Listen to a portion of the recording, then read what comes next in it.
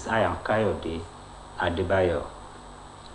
The National Council of State has advised the federal government to make new Naira notes available or recirculate the old notes to ease the sufferings of Nigerians nationwide as a result of scarcity of cash. The council, presided over by President Muhammadu Buhari during its first hybrid meeting this year, however, expressed its support for the government's new monetary policy but tasked the Central Bank of Nigeria to take urgent steps to arrest the scarcity of cash plaguing the country. The Attorney General of the Federation and Minister of Justice, Abubakar Malami, disclosed the outcome of the meeting to newsmen as he was accompanied by the governors of Lagos and Taraba State, Babajide Sanwo-Olu and Darius Ishaku, respectively, and presidential spokesman Femi Adesina. Disclosing the final resolutions of the meeting, Malami said the two major issues deliberated by members were the level of preparedness of for the upcoming general election, saying both the chairman of the Independent National Electoral Commission, Professor Mahmood Yakubu, and the Inspector General of Police, Alkali Baba, have assured of adequate readiness. Speaking on the new monetary policy, Malami hinted that the council tasked the CBN to ensure there is circulation of adequate cash in the system to alleviate the harsh realities trailing the policy. The leadership of the National Assembly has emphasized the need for the Central Bank of Nigeria to allow the old and new Naira notes to be used concurrently to cushion the hardship being experienced by citizens. Senate President Ahmad Lawal stated this while fielding questions from journalists in Abuja. He said Senate initially felt that the monetary policy is not a bad idea, but felt there is no need for any time limit while allowing the old and new notes to coexist until the whole is fixed out. Lawan, who was accompanied by the Speaker, House of Representatives, Femi Gbajabiamila, said they advised that any policy that will be introduced must have a human component that will make it friendly to the livelihood of the people. According to him, the resolutions of the two chambers of the National Assembly with respect to the redesign of the currency and the crisis of exchange or swap of the old currency with the new one have been delivered to the President to take a decision that will ease the problems of Nigerians. Government at federal and state levels have been called upon to ensure a holistic approach to end the crisis engineered by the Central Bank of Nigeria monetary policy with particular reference to the redesigning of the country's currency. The Association of Veteran Journalists of State Chapter made the call in a communique issued at the end of its general meeting in Osogbo, Osun State capital.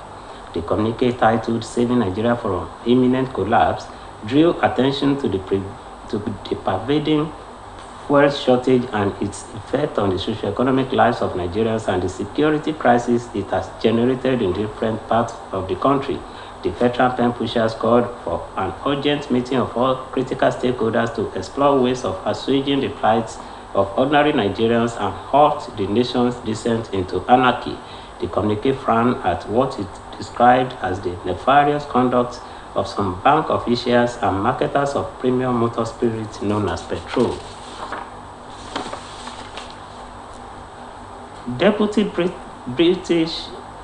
British Deputy High Commissioner to Nigeria, Mr. Ben Llewellyn-Jones, has urged Nigerians to respect the electoral process.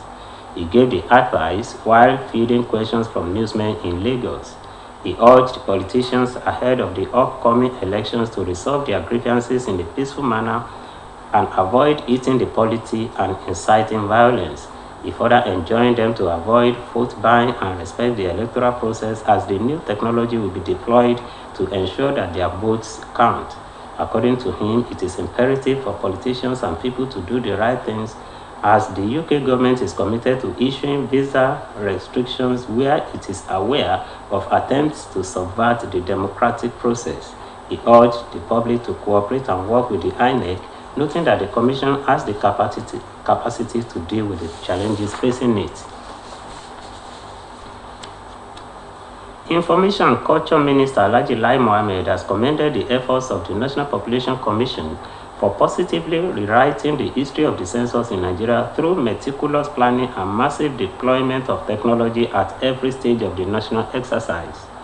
While inaugurating the Census Publicity Committee in Abuja, the minister lauded the commission for not only making effort to conduct the 2023 census, but also laying a solid foundation for the seamless conduct of the future censuses. The minister added that the enumeration area demarcation, which involves the division of the entire landmass of Nigeria into small enumeration areas that can be covered by a pair of enumerators, has been carried out meticulously and digitally, adding that the products generated will be relevant for other planning purposes. The Commission's chairman, Alhaji Nasir Isakwara, said the vision of the 2023 census is to produce not only accurate, reliable, and acceptable census data, but also inclusive and user-friendly data that will be used by all segments of the society for development planning and critical program interventions. The Minister of Transportation, Muazu Zambo, has disclosed that the federal government resolved to adopt daily online monitoring of the Abuja-Kaduna rail corridor. The minister made this disclosure at a meeting with members of Nigerian Union of Railway Workers in Abuja. He said the strategy will ensure the safety of passengers, personnel, and assets along the Abuja-Kaduna rail corridor and other rail corridors in the country.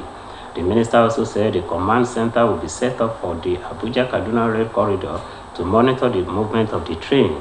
According to him, a monitoring device will be installed in the train, which will enable the train captain to view the rail tracks up to 2 kilometers ahead.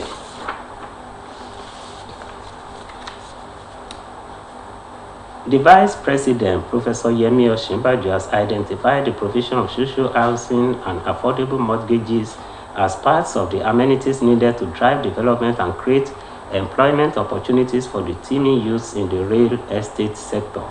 Professor Osinbajo, who stated this at the commissioning of the West Link iconic villa in Ibadan, commended the Odua Investment Company Limited, Chapter 4 Estate Management Limited Company for the noble project.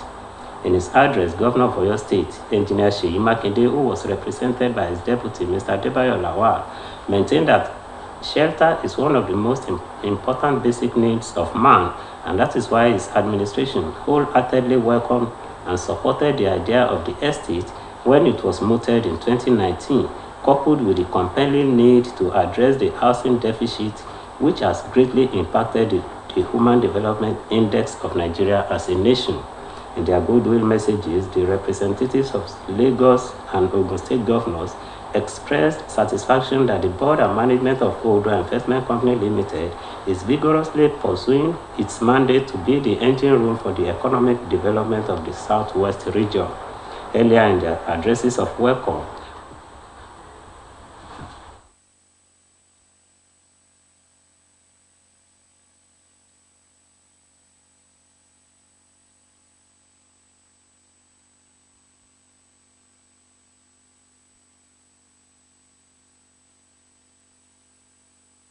working seamlessly together.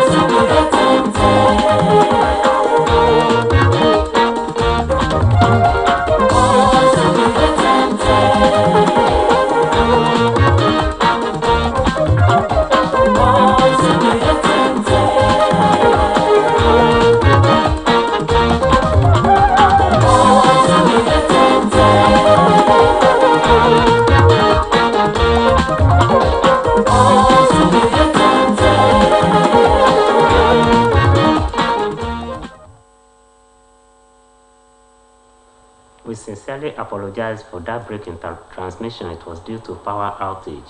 Then the story continues. Now to sports.